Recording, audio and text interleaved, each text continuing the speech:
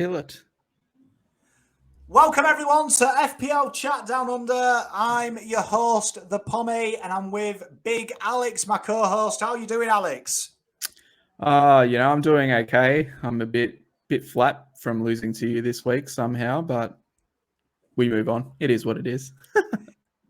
It was a tough week last week, though, wasn't it, with scores? Because obviously the high-scoring players didn't quite kick off, did they? We know Ronaldo was a bit low. Lukaku wasn't his usual double-figure self as well. Looking for points elsewhere, aren't we, at the moment? Yeah, I scored 49, and 26 of those come from Mo Salah. So that's how my team's going at the moment. Got one player carrying my whole team. Well, I mean, I think Mo Salah's carrying just about every team. It's 9th goal in a row at Anfield, which is a phenomenal record. He's on fire. It feels like he's in a league of his own at the moment. Just the way he's playing, just his movements, his footwork, his passing. That pass that he did to Mane for their first goal, and then obviously the brilliant footwork for their second goal was just. He's in unbelievable form, and as a Manchester United supporter, not looking forward to this week. Could be ugly. It could be. I mean, you got to say, as an opposition fan, though, you've got to admire him. I mean, easily at the moment, best player in the world. Oh yeah, without doubt. And I mean, I know it was only against Watford, but I mean, the way that he played on the weekend, and what he's just done midweek in the Champions League and stuff, it's just confirmed it. So no, if you're speaking from a neutral, he's a heck of a footballer, and he's someone that oppositions definitely fear a lot more now. That's for sure. And we keep saying it every week. There is a lot of people that don't have him in your team. So if you don't have Mo Salah in your team right now, you are mental. You heard it here first. You are just not playing the game right if you do not have Mo Salah. That's it. He's got to be in. Well, we're doing keeping the same format as last week. We've taken three players each to have a look at, and then one game where we think there's a bit of value. We'll switch things up. I'll start this week, and I've gone with Jamie Vardy as my first pick. I've got a feeling when you look at Jamie Vardy's fixtures coming up as well, he's got some really favourable fixtures. We've stayed away from him a while because obviously age should catch up with anyone but Jamie Vardy at the moment. But last week, 8 points again, averaging 7, only 19% as well for just over 10 million. I think presents phenomenal value. And you're getting great returns. 7 is a fantastic return.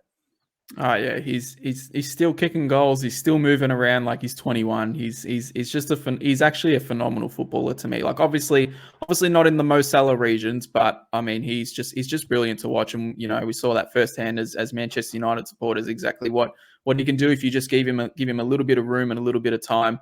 Average 7. He's only owned by 19% with the fixtures that Leicester have coming up now too. I think there's only one red in there for the next, 8 or 9 game weeks. So they do have a very favourable run. And with a recent injury to Lukaku and, Manchester United's run of fixtures probably turning for the worse now, Jamie Vardy at 10.6 is a very enticing option if you need to downgrade from a Ronaldo or a Lukaku because those fixtures are very good, and the goal scoring form he's in at the moment, he takes penalties as well. You can't ask for much more. Nah, and we saw as well last weekend as well. His finishing is so strong as well. All he needs is a chance. It's all he needs. And the way Leicester are playing and Rodgers, he's going to get them chances. So I think good value for 10 million. Yeah, no, he's a pure finisher. He's a fantastic footballer, and yeah, as we said, those fixtures coming up, I think it's time to jump on Jamie Vardy. And who have you picked out for us? Who's your first pick?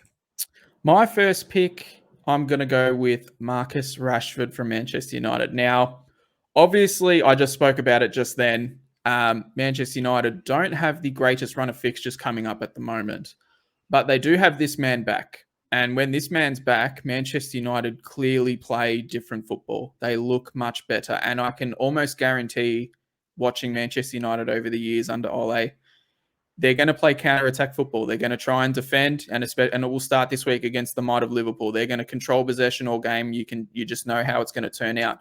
But Manchester United actually play quite a good game on the counter-attack, led by this man, Marcus Rashford. Now that he's back, he's got a couple games under him. He scored already. I think he scored this morning as well in the Champions League. He's looking really, really good. I'm expecting him to start this week, and he's got pace to burn that could, on the counter attack, very much open up Liverpool if they get the opportunity. So just someone to keep an eye on, even with these tough fixtures, because he's someone that can score pretty regularly in them. He's only owned by 0.4% at the moment, so obviously, he hasn't been playing, so that's a big contributor. But yeah, no, it might be time to have a look at Rashford, even during these fixtures, because he's a guy who can catch fire pretty quickly. It's a crazy one as well, isn't it? Like when I saw that there as well, 0.6 on him, I was like, that's crazy. Do you know what I mean? Like after last week, 0.4, sorry, on him. Like I would have thought a few people would have jumped on. Do you know what I mean? A lot of players in that 9 million, it's usually your second midfielder. But like you say, his finishing is impeccable. And that finish as well last week just showed his ability as well. He doesn't mess around. Like you say, scored this weekend, scored in the Champions League, just gone as well. Looked part of everything as well this morning against Atlanta. Him and Ronaldo had a few nice link-ups as well. So maybe a bit of assists maybe coming into his game as well. There's a few balls he played through to Ronaldo himself. I love this pick as well. Yeah, 9.4. It's good value. Yeah, I just think he's a player that, obviously, as I said before, Ole likes to play on the counter attack against the big teams. This guy is tailor-made for that sort of game. He's got the pace to burn. He's a brilliant finisher. He's actually a fantastic dribbler as well. He's a phenomenal footballer as well, and he's someone that can, as I said, catch fire any given moment. So yeah, if you're looking for a Manchester United player, obviously everyone's going to go for the Sanchos and the Brunos. This guy at 9.4, if he regularly starts, he could nearly be the best one, to be honest. No, I love it. I think it's a great pick, and I back that in because against the better teams as well, we do play that counter style, like you say. So you're looking at Rashford, you're looking at Ronaldo to finish off a counter move. Yeah. Well, same mode. I've gone with a cheap mid. I've gone with Son. 9 last week, 7.3 all year, 15% ownership. And just watching him play, I know a lot of people are jumping on the Harry Kane train because he scored last week. He's got a bit of form now. I still think Kane looks disinterested. Even watch him, he doesn't look as invested as himself. But one man who is, every time I've watched Tottenham this week, which is every game this year, Son looks like he's pulling the strings. And they've got a real favourable fixture. I think they've just got one red in the next 5. So, real favourable fixture. And if Kane does fire, invariably it's going to be this man who feeds him as well. Yeah, exactly. No, I'm one of those guys like yourself. I think that, or unless you had him, I can't remember. But I'm bringing in Son this week, and I've loved what I've seen from Son. He's just such a creative footballer. He's brilliant in the attack. He's a fantastic dribbler as well, and it just feels like every time he's got the ball in the attacking third, something's going to happen. You just always feel like there's either a goal or an assist coming or something like that. He's just fantastic. And 15.1, it is quite low. I expect that to jump a little bit, especially if he returns again this week. Tottenham have some, as you said, have some really great fixtures coming up, which works in his favour for sure. So yeah, no, Son's one to definitely start to look at now. We backed him in last year. He was amazing last season. And, he's obviously had a bit of a quietish start to this season, but I think this is the time where Son will really start to shine. No, definitely. And I think we've picked real 2 good mid to high price midfielders there because they free you up. If you can save them to 12 millions, if you can get down to a 10, just opens your options a bit, doesn't it? Yeah, it absolutely does. It gives you plenty of opportunities to upgrade elsewhere. So no, I love the Son pick. Well, then we're going to the cheaper end of the market, and tell us a little bit about your second pickup here. A lot of people have got him. Yeah. I think I'm a huge fan of this guy. I'm a huge fan of Livramento. Just the way he goes about it. He loves pushing forward. He loves getting into the attack. He loves getting in some really dangerous positions, and he's playing as a right back. Imagine if he was pushed up the pitch a little bit. Just exactly what he could do. But no, he's a great defender. He's actually almost an even better attacker as well. 15.6% owned. He's only 4.3 still. Southampton have a really good run of fixtures coming up too. And if you're looking for a cheap defender that's going to play 90 minutes every week, you pick this guy. He's a phenomenal talent. And, I think some Chelsea supporters will be kicking themselves that they let this guy go because he's a really, really good footballer. And with the fixtures Southampton have, there could be returns either as a clean sheet or a clean sheet and attacking returns as well. So no, big fan of Livramento. I feel like we've talked about him a fair bit, but I mean it's rightfully so. He's a great talent. He's cheap, and we love that in FPL. No, I'm with you. I mean, I get he's kind of the budget version of TAA, isn't he? Yeah. He does that kind of role for Southampton. He gets forward, he overlaps, he kind of slots in the hole as well between defence and midfield. So he gets a lot of the ball as well. It looks to spread the play. So I like this pick because you are obviously not getting the Trent Alexander-Arnold's returns, but you are getting very good returns. 3.5 for 4.3 outlay. 6 last week. This guy can really go high as well. I like it. It's a bargain basement price, isn't it? Yeah, it is. And, you're probably not expecting him to play every single week. He's just someone that's awesome to have on your bench. And if there's a really good fixture, you put him on the field. And, as I said, there's a lot of greens in Southampton's fixtures coming up. So, he's someone to, if you don't have him, I think you should get him because I feel like there's big returns coming for him pretty soon.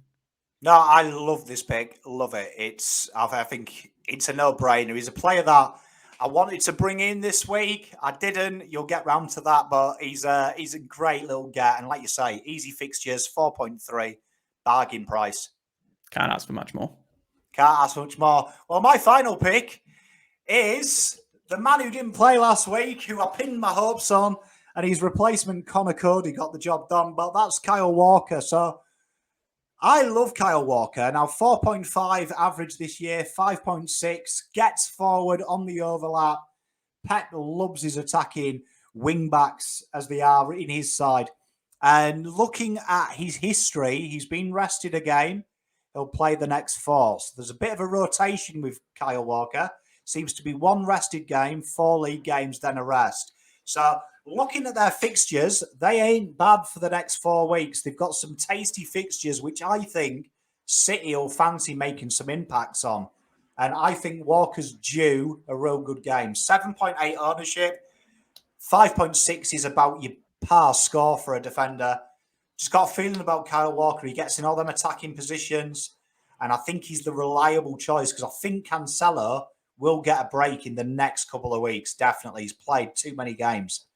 Yeah, Cancelo's played a lot of football, so you feel the Pep rotations coming soon enough. But I mean, we could say the same about Kyle Walker. But if that rotation puzzle that scenario that you've bought out is true, then I think you're looking good. No, 5.6 for Kyle Walker. I love Walker. He's so quick. He's still even in his 30s. He's just so quick. He gets in great positions. We know he's got a great long shot on him. We know he can whip in across as well. You think how City are playing at the moment with those tasty fixtures coming up. They don't look like they'll stop scoring anytime soon. So no, I really like Kyle Walker. The rotation risk worries me a little bit, but as I said, if that happens, you're laughing for the next 4 weeks while those good fixtures are coming up. That's for sure. I will say I've been very wrong on this. It come back to bite me in the backside this week when I bought in Diash, who's been the most reliable one of them all, and he got benched. So what do I know?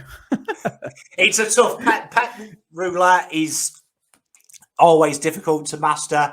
It does seem, though, just going through the analytics, it seems to be 4 games, then a break. So I've got a feeling about old Walker. I've just got a feeling. And I think 5.6, if you do get the tip off, he's not playing, you can pretty much buy any defender as well. It's a great placeholder in that avenue. But you always run that risk. Remember, never, ever back a Man City player to play every week. So you have been warned. But if he plays, I think great value. Yeah, absolutely great value if he plays. And who have you got for us for the last pick?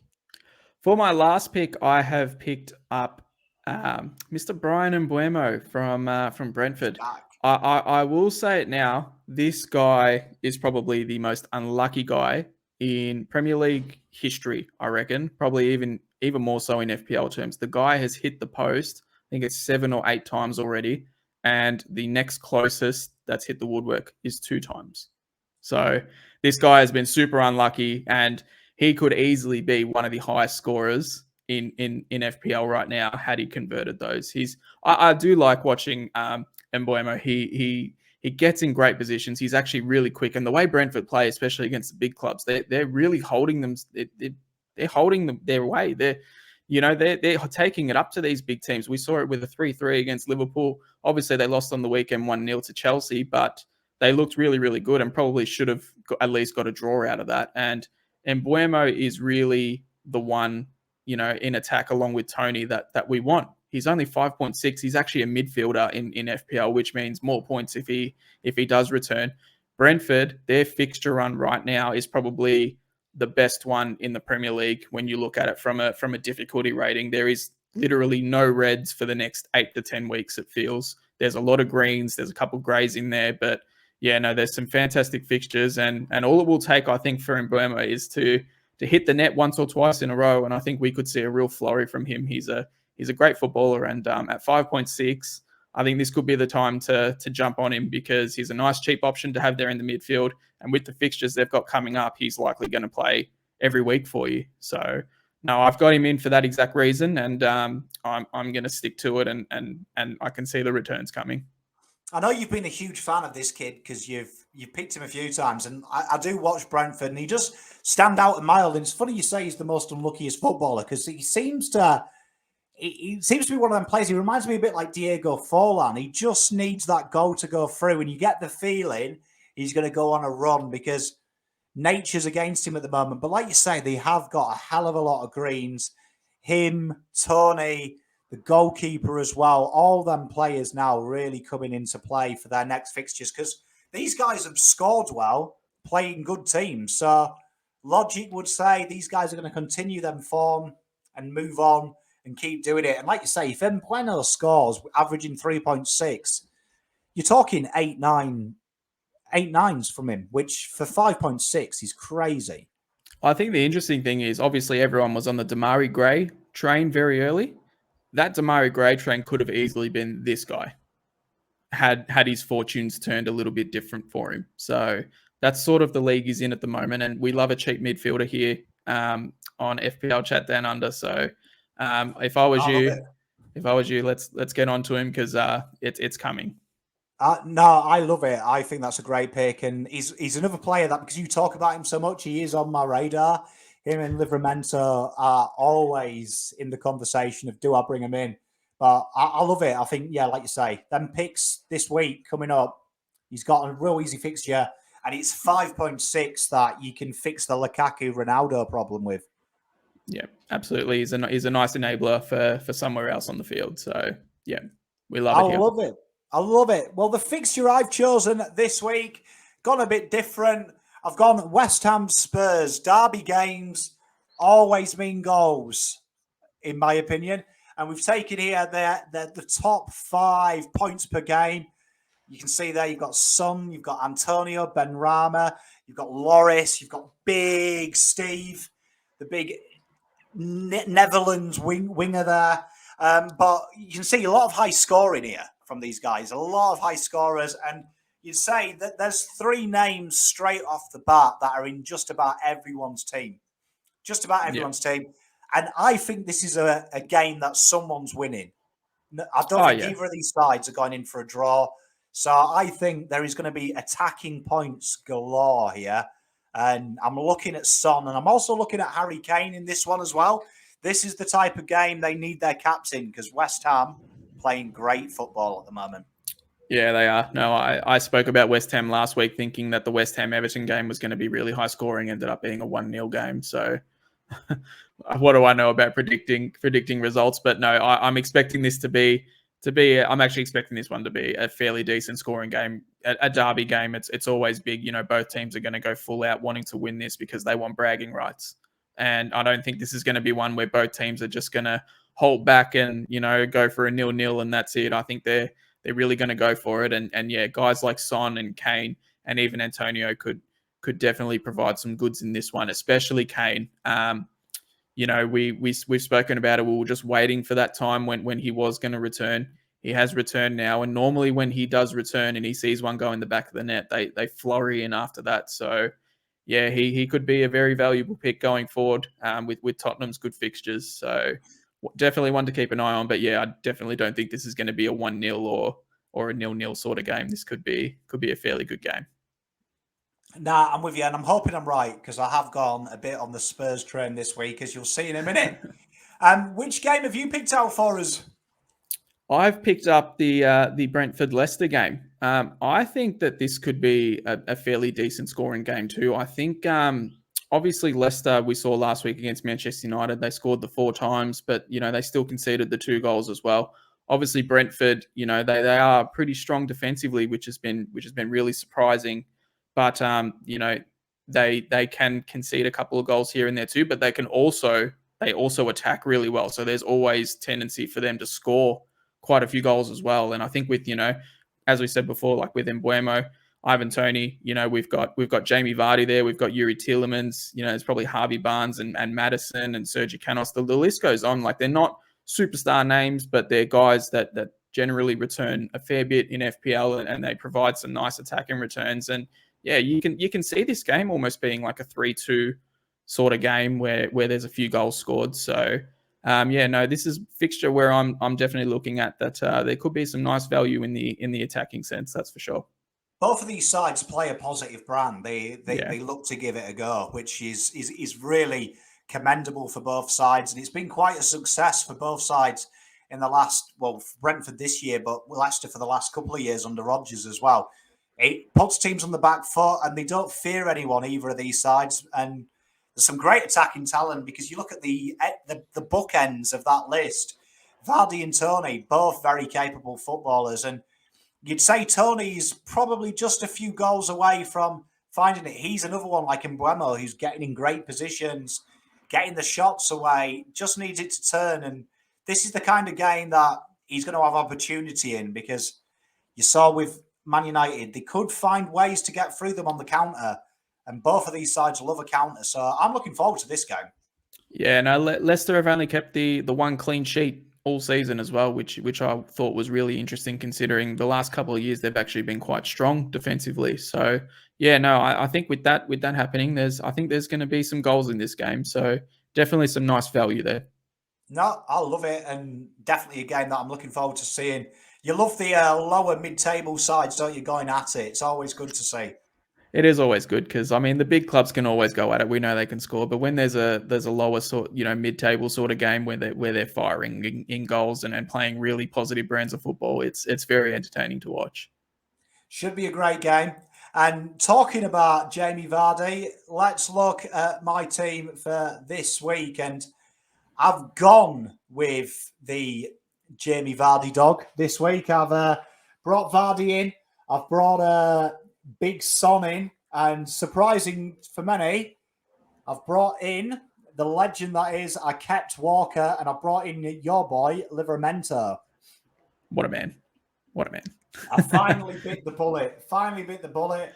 But I'm liking that team. I feel like I've tried to ride the back of the wave of the fixtures for the next couple of weeks.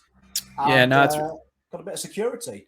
Yeah, it's starting to come together nicely for you. It's a pretty decent looking team, especially that back five. That back five could score a lot of points if they're all on. So I think out of that whole back five, the only one that's really not your most attacking backline player is Connor Cody. The rest, Livramento, Tierney, Walker, and Cancelo, they're all going to burst forward and hopefully score some points along with a clean sheet for you. So yeah, no, I like it. Well, we'd like to thank Cody because last week his goal last minute saved me against you. It did. I was actually crying at the Cody selection, and then he popped up and got that last minute snag, which saved me. But no, I'm confident with that team moving forward. I think it's got a bit of sustainability as well. Probably, I hate to say it, Ronaldo is on the chopping block. I am looking. Is the Ronaldo love dying? I don't think it's dying as a fan. It might be dying in FPL terms, though.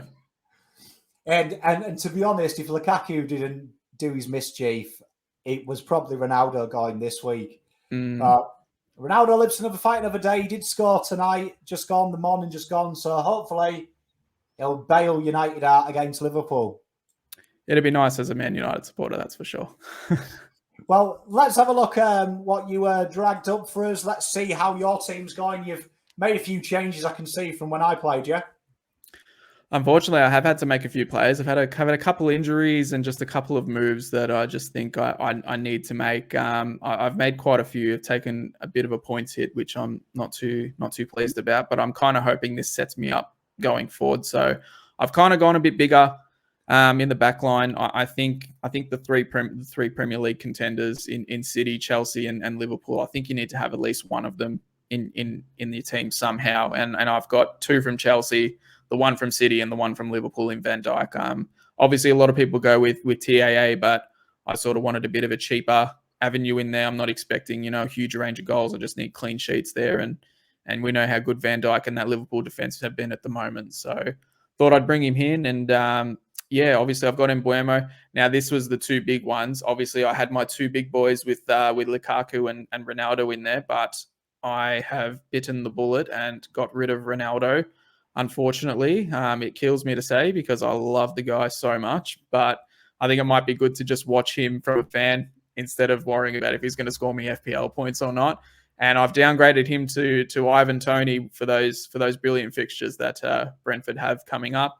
And my plan was to obviously keep Lukaku, but he got injured this morning in the Champions League, and I don't think he'll get up this week. We'll see what happens next week, but yeah, this week it's not looking very good. So I decided I'd have to bite the bullet there for this week, anyways, and bring in Jamie Vardy. So yeah, no, that they're my changes. It's looking a little bit different from when I played you, but I'm kind of liking the changes. And I should say I bought in Son as well for Demarai Gray. That's quite a big move that I can't forget. So no, there's a lot of moves there. There's a lot of moves there. It's a fairly big hit, but I mean, look, I spoke about it to you before when you went and bit the bullet with the big moves.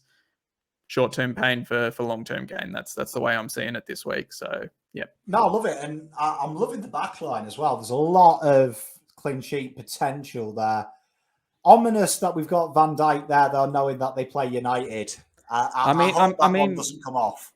I mean, look, I'm looking at it at the moment whether I play Van Dijk and maybe bring Livramento in as they're playing Burnley, and there could be a little bit more clean sheet potential there. But I mean, at the same time, the way Man United play, you just don't know what you're going to get. You don't know if you're going to get a really, really good Manchester United, or you could get a team that really struggles. So it's always the interesting one. Well, I mean, we'll find out next week if that's good news or bad news for us. But loving the team, and we'll be back next week. Enjoy Fantasy Week, and we'll catch you next week. See you guys.